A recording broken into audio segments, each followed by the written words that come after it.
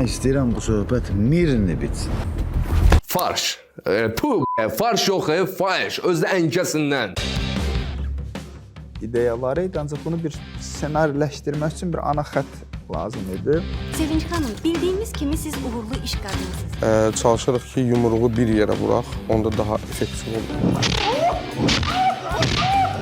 Nəhayət ki, Azərbaycanda gənclərin və yeniyetmələrin həyatını əks etdirən serial yayımlanır. Gənclərin hər gün üzləşdiyi problemlər, onların daxili sıxıntıları, pis vərdişlərin axırı, belə deyə bilərdim, amma elə deyil. Heyf ki, elə deyil. Neysə, bu icmal çox Qaqaşinski olacaq. Gəlin indidən ona görə bir şeyi nəzərə alaq. Serialın hazırda bir neçə bölümü yayımlanıb və bu bir neçə bölümdən sonra serial bizdə elə bir təəssürat yaratdı ki, artıq 12-ci bölümü gözləyə bilməyəcək. Birinci, ikinci, üçüncü, dördüncü, beşinci bölümə baxırsan və artıq başa düşürsən ki, serialın bünövrəsi dağılır. Elə ilk dəqiqələrdən biraz başı çıxan adam dərk edir ki, bu serialda a priori dramaturji həll işləməyəcək. Yaxşı, bu indi bizə fikir bildirməyə haqq verirmi? Bəli, çünki bu serialın yaranması ağla sığmaz bir cəhd idi.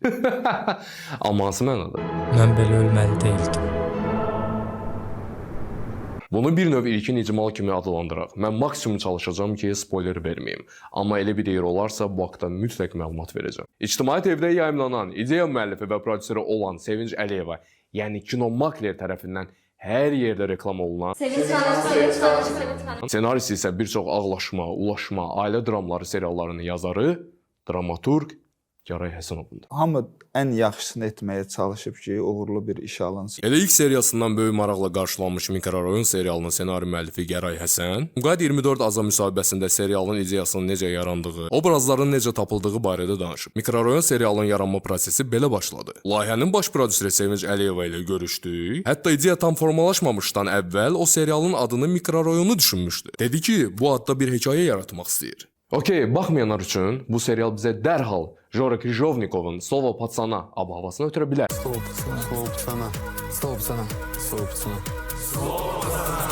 Amma biz tələsməyək kimisə fırlatmaqda ittiham eləməyə. Çünki bu tam elə deyil. Bəlkə bu bir milli adaptasiyadır. Niyə dərhal basıb gedirsiniz ki, fırlatmışıq, oğramışıq? Niyə də, niyə? Bəlkə bu bir referansdır. Bu söhbəti daha sonra xırdalayarıq. Gəlin yerli istehsala baxmamışdan əvvəl Rus kinematografından müraciət edək. Ümumiyyətlə bu tematikada Rus kinosu hər zaman materialdan bol olub. Həmin o 80-90-cı çətin illər və istər-istəməz bu da öz təsirini incəsənətdə görüb. Brigada, Chorny Dvor, Jmurki, Bumer və s. Burada da təbii ki, referanslar, mənimsəməklər və bu kimi məqamlar var idi. Amma bunlar bizə maraqlı deyil. Çünki indi danışdığımız yerli istehsaldır. İndi həmin o Slovo Patsana 2023-cü ildə yayımlanmış kriminal dram serialı idi. Serial 1980-ci illərin Sovet dövründə küçə dəstələrinin həyatını, yeniyetmələrin çətin taleyini və küçə qanunlarını əks etdirirdi. 8 seriyadan ibarət idi və qısa müddətdə həm provokativ, həm də emosional süjeti ilə böyük maraq yaratmışdı. Deməli belə, referans ilham mənbəyidir. Birbaşa kopyalamaq üçün material və yaxud da obyekt deyil. Yəni ki, referansda sən hər hansı bir filmdən, əsərdən, səhnədən, serialdan ilhamlana bilərsən. Birə-bir götürmək isə artıq referans deyil. Amma bizim əlimizdə nə var? Sən də əlbi çək görüm abi. Dersler necə gedir? Как? В школе. Yəni çətin idi heç olmasa aktyora yazılan sualı dəyişmək. Слово пацана на азербайджанском или как правильно использовать референс, а не красть сюжет. HDMI TV с Севинч Алиевой, которая показала успех со своим предыдущим проектом, снова решили затронуть проблему молодежи. За основу взяли пацанскую жизнь в микрорайоне, где наши главные герои попадают в разные ситуации или же находят сами себе проблемы. Привет! Спасибо! Yox qardaşım, bu referans deyil. Gəl mən sənə izah edeyim niyə. Slovo Patsana Robert Qarayevin kitabı əsasında yazılıb. Yəni adam oturub kitabı oxuyub, analiz edib, məsləhətləşib, daha sonra ekranizasiya edib və siz bunu istənilən mənbədə tapa bilərsiniz. Ortada xoşagəlməz olsa da böyük kriminal hekayə var idi. Tataristanın 1970-2010-cu il aralığında olan kriminal dünyasının banda iştirakçılarının problematikasından bəhs edir.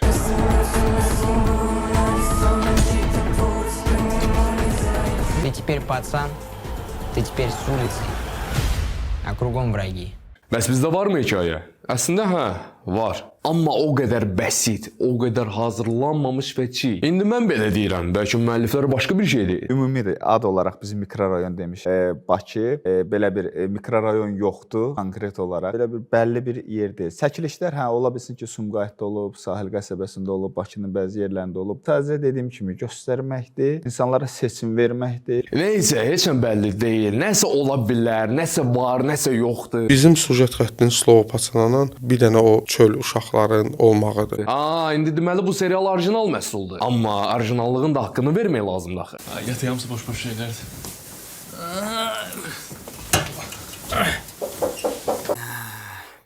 Круто. Я думал, все, там и останемся. Ну реально, 6 стрел в лифте.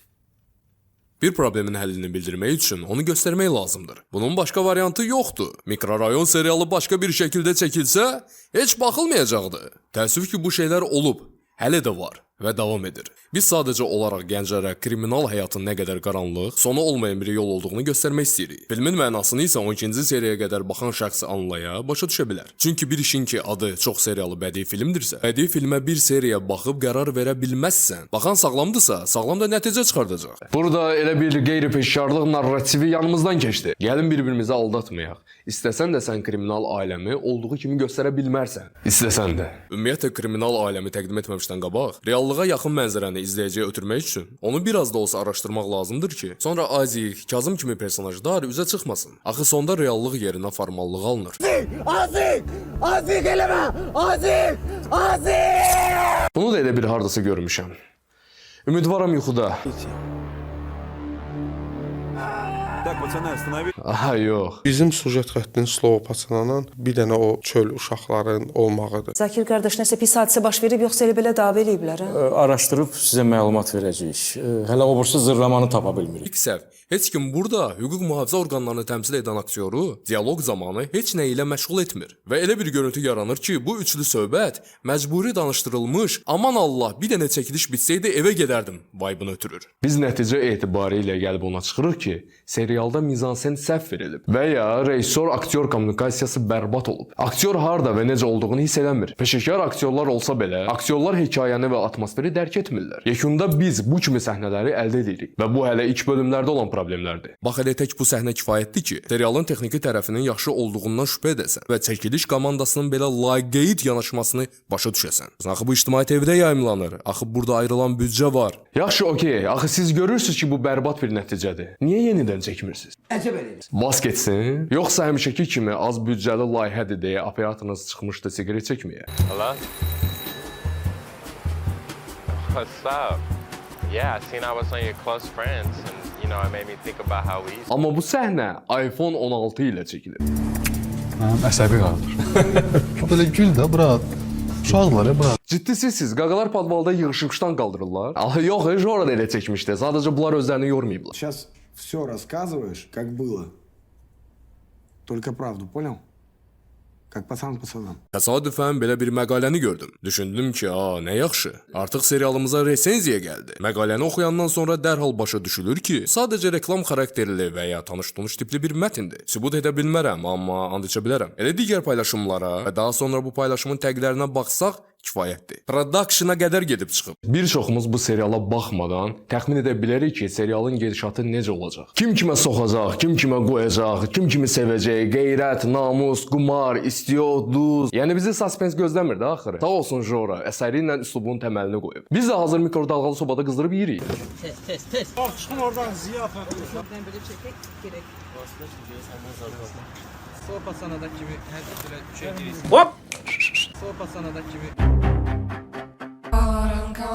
Bizim sujet xəttinin Zlopatsanın bir dənə o çöl uşaqların olmağıdır. Brad, bu serialın rejissoru var? Bəli, rejissorun adı o qədər azallanır ki, sanki bu serialın elə rejissoru da məhz prodüserin özüdür. Sizin bu uğurunuzun sirri nədir? Biz o mövzuya daha çox toxunduq ki, onun da fəsadları var ki, bu gün Dünən gecə qətl hadisəsi olub. Kameralara baxdıq. Adillə Fərid bardan çıxanda yəqin ki, bu hadisəni görüb. Ciddisiz siz? Hanı emosiya? Mən çıxanda evdə idi axı. Gəldi. Sanki aktyorlara tapşırıblar ki, özünüzü çox da buraxmayın, birdən təbii alınır. Zlopatsanadakı kimi. Bu subkulturanın üzvünə əgər onu elə adlandırmaq olarsa, yəni kriminal həyata meyilli olan bığlı yaxçı oğlana bu kimi seriallar bir təsir verməyəcək. Nə yaxşı, nə pis. Amma bu videoda qeyd etdiyim Zlopatsanə serialı vaxtilə romantizasiyaya görə çox pis tənqidə məruz qalmışdı. Ona görə ki, o serialda güclü dramaturgiya var idi. Lakin bir şey dəqiq bilirəm. Əgər bizim qaqalarda dünən Varovskoy sözlərinin lüğəti yox idisə, sağ olsun mikrorayon serialı. serialı tərcüməsi ilə birlikdə pulsuz yayımlayır. Aziki oynayan Orxan İskəndərli dəhşətli dərəcədə və həddindən artıq öz rolunu şişirdilmiş halda oynayır. Mən səni Atavu şəxsən tanıyırdım. Allah rəhmət eləsin. Yaxşı kişi idi. Əziyyəti çox olub.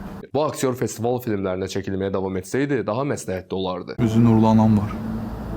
Allah canına dəyməsin. Qardaşın da yaxşı çox oxşuyur. Serialda səs miksajı zamanı yaranan problemlər, üstəlik də aktyorlar özlərini o qədər sıxırlar ki, seriala baxanda bəzən sözləri, cümlələri və ümumiyyətlə danışıqları başa düşməyə olmur. Azikada ayrıca təşəkkür düşür. Çünki nə danışırsa bir özü bilir, bir də ssenarist. Hara satacaq? Rəməyə Taxbeli və bir də belə oyunlar oynayır. Təbii ki, serialın yaxşı tərəflərində danmaq olmaz. Biz axı müzakirə edirik, dağıtmırıq. Məsələn, Adili oynayan Ertekin xan. Hələ ki bölümləri o öz çiyinlərində daşıyır. Onu serialdan çıxartsaq, bütün o qeyd etdiyim boşluqlar gözə batacaq. Teatr və kino aktyoru Oktay Mehdiyev öz rolunu yüksək səviyyədə canlandırır. Amma indi bilmirəm onun xəbəri varmı ki, onun prototipi Kirill Svorovdur.